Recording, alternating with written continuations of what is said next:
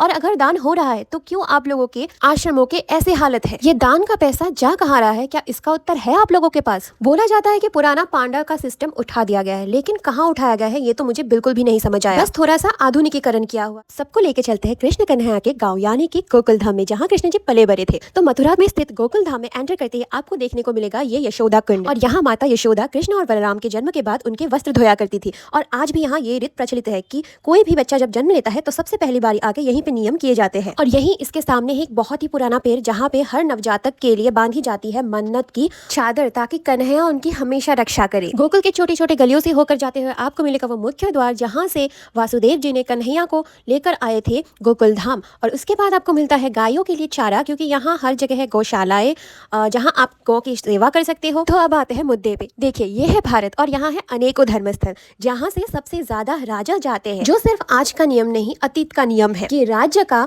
हर एक मुख्य राजा संग्रह का स्थान होता है मंदिर अथवा कोई भी धर्मस्थल। इस वीडियो में मैं किसी भी धर्म को गलत नहीं बोल रही, पर गोकुल धाम में जो मैंने फेस किया वो ये था, जब आप इस मंदिर पे जाते हो, यानी कि यहाँ की मेन मंदिर जो माया देवी का मंदिर है, वहाँ जब आप जाते हो और वहाँ जब आपको बोला जाता है कि गौ सेवा के लिए, माताओं की सेवा के लिए आपको दान करना चाहिए जिससे आपको पुण्य मिलता है। चलो ये हम मान सकते हैं कि दान करना चाहिए, लेकिन 1100 रुपए से कौन सा दान आरंभ हो रहा है? और अगर दान हो रहा है तो क्यों आप लोगों के आश्रमों के ऐसे हालत है? ये दान का पैसा जा कहाँ रहा है? क्या इसका उत्तर है आप लोगों के पास? बोला जाता है कि पुराना पांडा का सिस्टम उठा दिया गया है, लेकिन कहाँ उठाया गया है ये तो मुझे बिल्कुल भी नहीं समझ आया। बस थोड़ा सा आधुनिकीकरण किया हुआ है इसमें। एक व्यक्ति जो पूरा भारत भ्रमण करके लास्ट में इस जगह में जा रहा है, उनकी तो कोई वैल्यू ही नहीं है यहाँ पर। क्योंकि जब आप बोलते हो कि आपके पास दान करने के लिए पैसा नहीं है, आप 100-200 देना चाहते हो, तो उन लोगों की मनोवृत्ति आपके प्रति बदल जाती है। जहाँ 1100-5000 दान करने वाले व्यक्ति को एक चादर के साथ बड़े से प्रसाद की पोटली दी जाती है, वहीं 100-200 देने वाले व्यक्ति को मिश्री का एक टुकड़ा देके